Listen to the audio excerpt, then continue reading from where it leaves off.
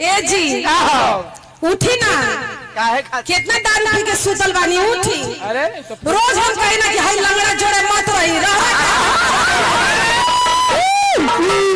कही ना कि हाई लंगड़ा जोड़े रह के पियकर हो गई बनी रहुआ उठी उठे कितने नींद में सुतल बानी अरे उठबो करम उठी।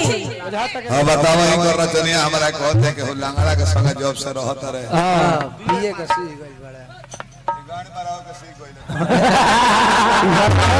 भाषा हो न बताई हमरा के लंगड़ा कहे कर रचनिया के वो अव्वल दर्जा के रंडी ही हो। अरे ओकरा दुगो डांसर तो रही ना तो सोना गाछी वाली ही हो। है तो मऊ के ही तरह लंगड़ा कहवा को ना सुधर तारा के कहो है बणुआ हवा मऊगा है तुम कर में कह करी ना रे तो नर्तकी हो। हां कौन ओकरा जस्ट तू रंडी थोड़े हो कोठा पर के नाचे वाली नचनिया हो।